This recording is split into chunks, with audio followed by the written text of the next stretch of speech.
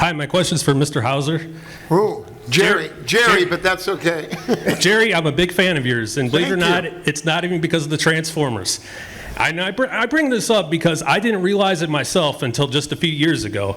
But how many people do you think here know that you played Wally on the 1990s version of the Brady Bunch? You were married to Marcia. How many people do you here think know that? I don't know. How many people know that? I didn't know that. Not many. Just Dave. I know, it's, tying that in, thank you, tying that in with animation. So the whole Brady, if you guys remember the Brady Bunch, then after it went off the air, a couple of years later, as the kids grew, we came back into a TV movie called The Brady Girls Get Married, which ended up being this huge movie that year. And I married Marcia. I got Marcia.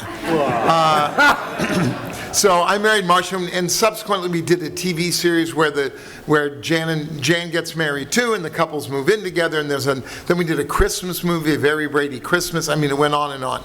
Anyway, but tying it into animation, I also had a chance to do the Flintstones, where Pebbles and Bam Bam have now grown up and they get married. Once again, I got to do the voice of Bam Bam. So I have the distinction of marrying marrying Pebbles Flintstone and Marcia Brady. So I feel very Americana that way. How are the kids? The kids, great. Paul didn't get the role, but he studied to be the little girl on that. But I was Jane Jetson's boyfriend from high school that became a big rock star in Vegas, Boy Nova. So there's that. There you go. Hanna-Barbera. Listen, I fell in love with this dude's work, Jerry's work, from a movie that, before any of you were born, called Gone with the Wind. The Summer of '42. We played You're the only one applauding. I loved it. How old were you then? I played 15 in the movie. I was probably 17 at the time. And he was, if you ever get a chance to see it, it's got to be out there somewhere. Summer of '42. It's a beautiful film, and he just rocks it. So there. Oh, please, no. Yeah. Oh, hello, my name is Michael. I have a question for Mr. Laurie Faso. This is my first time asking a question for a voice actor, and I can't believe I'm meeting the original Orion Pax himself. My question is, what would happen if you had a voice over Orion Pax again, and it would be an interaction with Optimus Prime, and he would end up being voiced by Peter Cullen himself? How would you feel about that? That would be great. I'd love to do that. Are you kidding? That'd be terrific. I don't see how the voices actually match, because Orion Pax was just sort of the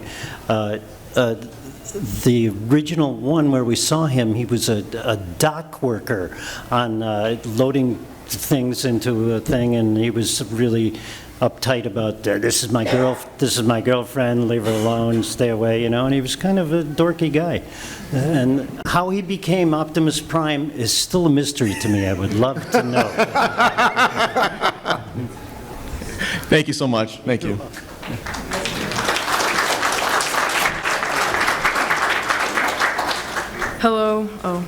Hello, I have two questions. This first question is for all of you. What is your favorite episode or scene with your character, and why?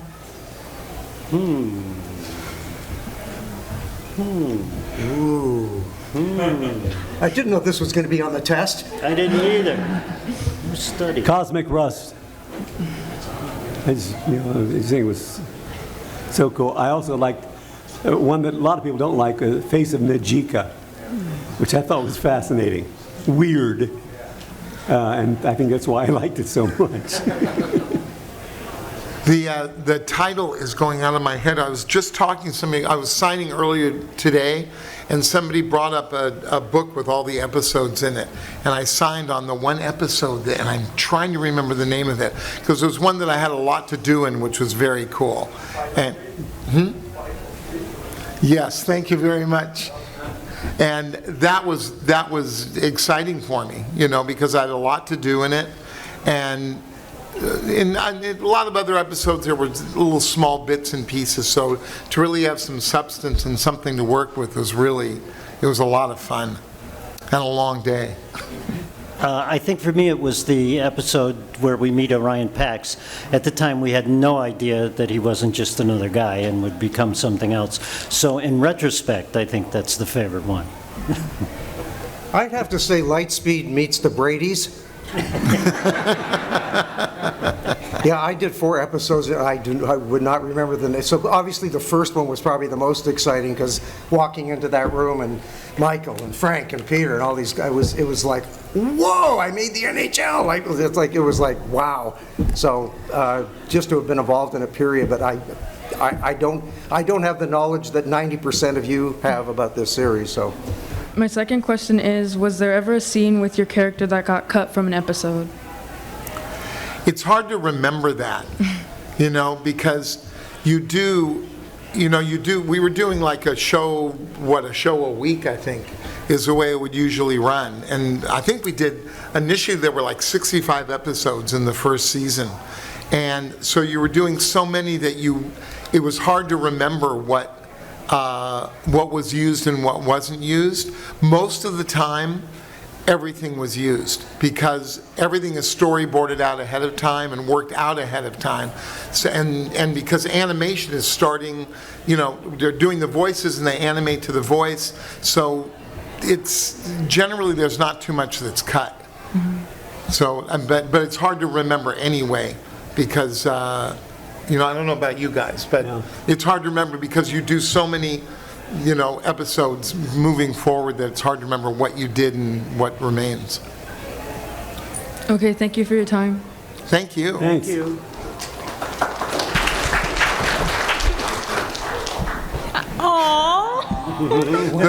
The Amber is the girl that's about to ask a question right now, and she drew this and made this for me today, which is very cool because it's different characters from different things I've done. She made one for me, too.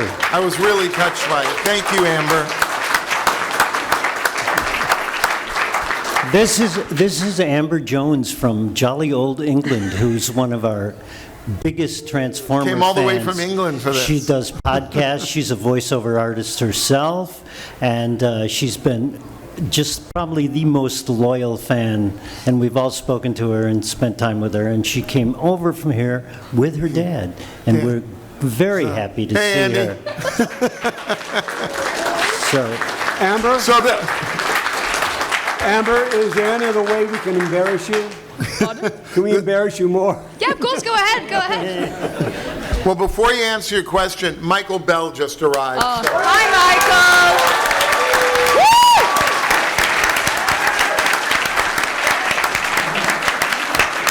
Hey, Michael, come on down here.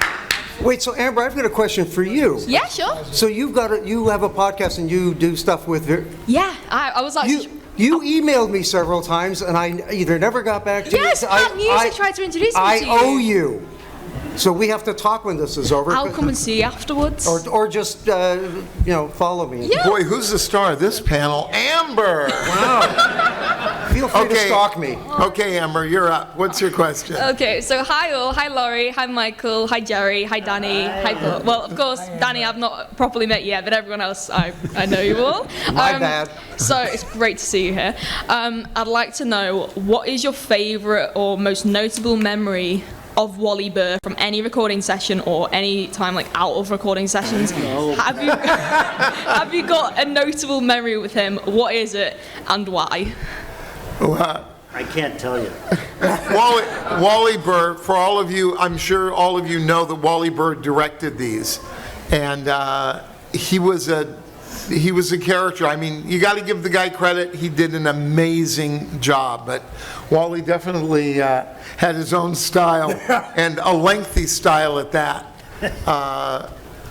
My favorite memory of Wally, you have to understand too, and I don't want to take up everybody's time here, the recording sessions, usually a recording session for an animated show could run, maybe 4 hours? No, I'm saying normally. On normal shows, it could run, maybe not. With Wally Burr, with Wally Burr, if it's running normally like maybe 3 or 4 hours for a show, Wally's shows oftentimes would run 7 or 8 hours. You'd be there, and he'd bring everybody in. We'd all be hanging around in the lobby, and he'd bring certain members of us into the studio at a given time, and he was really a stickler and really knew what he wanted and this and that. But what I figured out was that Wally, because I remember I had some line, something like, I think it might have been a G.I. Joe session, but it was a line like, we're not telling a fellow soldier to slow down. It was like, we're not running this beat, we're walking it, right? So Wally said, okay, let's give it a try, Jerry. So I said, we're not running this beat, we're walking it. He goes, no, I want it more, give it to me more, we're not running this beat, we're walking it. And now, as an actor, you listen to the direction from the director. Oftentimes, they don't give you a line reading, they would give you an idea about what they're going for, and then you, as an actor, create that emotion or that feeling. Wally liked giving line readings. I don't know if you recall this or not. Wally liked giving line readings. And a lot of actors tended to fight against that because they wanted to create themselves. What I caught on to was Wally going, after I did it like 4 or 5 times, he went, we're not walking this beat, we're not running this beat, we're walking it. So I went, we're not running this beat, we're walking it. And he went, perfect, great, okay. And I realized that's what I have to do. Just do exactly what Wally said, and he'll like it. I was in and out like that. No 7-hour sessions for me. Just do him. Anyway, that was my Wally Burr story. You want to jump in, Michael? You have a counterpoint to that, I'm sure. No, not at all. Did you tell the Orson Welles story? Did anybody tell the Orson Welles story? No. Transformers, we did the movie Transformers. We worked separately, and I heard that Orson Welles was playing the world because he was built for it. And I said, can I come to that session? Well, he said no. And I said, I'll stand off to the side. I'll wear a headphone. I'll be like an electrician or something. I'll mop the floor. I just want to. He said no. So I had heard that when Orson Welles had a line to read, Wally read the line for him. For Orson Welles. Does everybody know who Orson Welles is?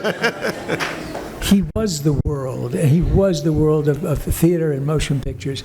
And so Orson Welles, and I can't do his voice, said, Wally, are you giving me a line reading? And Wally said, no. He immediately knew he was on the death list. He said, no, I'm not going to do that. And I know that in his own way, he tortured Orson Welles, and I think he eventually killed him. And I spread the rumor that Wally Burr killed Orson Welles. And he came back to me one day and said, did you tell people I killed Orson Welles? I said, yeah. I got to say, pursuant to Jerry's answer, which I brought back a flashback. I remember so many moments like that. The one thing I remember him doing in my rare window with him, I did some other shows with him, but as opposed to an actual line reading, I remember a couple times where you do the line, I've got to get out there right now. And he's okay, try it again, and do it again. And as opposed to a line reading, he would then go, okay, he's outside the building, there's rain all around, there's a crowd surging, a fire breaks out, there's a woman running down the street screaming, and cue! And you would do it then, but it was like, he would just give this whole build-up to get, just jump into that energy, but he would set up this scenario, and it was like, really? Wow. Yeah, no, very particular. Knew what he wanted, and got it. And my experience with Wally was not quite like that. He was actually pretty kind to me. Oh, suck up. He killed Orson Welles. What more do you want? How do you feel At one point, Greg Berger said, oh, teacher's pet. And I think because maybe he couldn't say all the words that I had to say early on, all those crazy scientific terms. There were a couple times when I'd mumble and say, okay, Perceptor's been drinking. But my fondest memory of Wally was not during the show, it was years after. He would call, and we would, whenever he called, I knew, I told my wife, okay, it's going to be a while. And we would just talk for 45 minutes to an hour about stuff and about some stuff going on in his life that he wasn't, excited about or whatever. Wally never called me. Called you? Never. Oh, yeah, he would call and we would just talk. And it was lovely. It was lovely. He was, yeah. I'm not going to get into the personal stuff, but it was nice to see him not as my director, but just a guy with issues like everybody else, And the proof is in the pudding, Transformers are here for a reason. It's not just for us and the stories, it's also what he did and how he got us to do what he wanted to do, Quick Wally Burr story. I was doing, it was a G.I. Joe session, and I came in the booth and he said, okay, Laurie, this character is Tunnel Rat, and we have a scene here where this guy shoots this guy, and there's another guy here. We need a line to cover this. And I said, So I gave him a couple lines, and he said, And I finally gave him a line that was, just like, he zigged when he should have zagged. And he said, okay, that's good. Wait, the writer's here. Do you give the writer permission to use your line for this? And I said, yeah. He said, okay, we're in. I got a question. Michael, you would know this more than anybody else. Was not Wally with Transformers and G.I. Joe, weren't they responsible for the union changing the rules? Yeah, no, we were responsible for the union changing the rules. We had an 8-hour day at one point, and we were all packed in there, and I looked down at one point. I mean, there were all of us in this very small area, packed in, all the actors for the whole show at that particular segment, that episode, and I could feel mushrooms growing on my chest.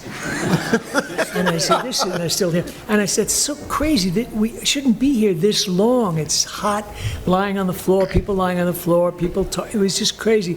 So we eventually went on strike, and we struck for a 4-hour day, because we were able to get it in much faster than that, but they felt if they had 8 hours, they could hold you. And we had, thankfully, thank you, Lord, we had other jobs to go to, like Frank Welker, who had many jobs to go to. Right. And so we would, Frank would arrive in time to leave. He's on my phone case. That's what I'm pointing at. I've got a picture of him on my phone case. Still there, yeah. Yeah, so the picture. so we struck for it, and wow, I don't know if I would do it today because I'm much more frightened. But when we were young, we said, yeah, 4 hours, enough. We got other stuff to do. We got to come back for G.I. Joe tomorrow, and we got to do Inhumanoids, which he was doing, and then other things that, give us a break. So he wasn't that charitable to women who wanted to sound like men. We were doing a show, and Susan Silo is a lovely actress, and her voice is over here. And she played my wife or something in Humanoids, and she had a very heavy line, and he said, could you get lower with that, Sue, lower, honey? And she went, we got to get out of here. She, no, a little lower. And she looked at me, and he said, try it again. And she went, we got to get out of here. He said, no, what I really need is, I said, Wally, it's a girl. She's leaving blood on the window as it is. Leave her alone. And he went, oh, I'm sorry, Sue. Oh, yeah, sure, that was fine. Yeah, I mean, with all these stories, the bottom line is he was a good guy, and he was incredibly talented and a good guy, and certainly gave me wonderful opportunities work-wise, and was really, really talented. Did he ever call you? Well, you're no Paul Eiding. You're no Paul Eiding. Yeah, I hear you called Paul Eiding all the time. What do they talk about? Don't ask. All right, who's next? Thank you so much, Thanks, guys. Amber. I'll see you Thank later. you, Amber. Ironically, Orson Welles was allergic to mushrooms.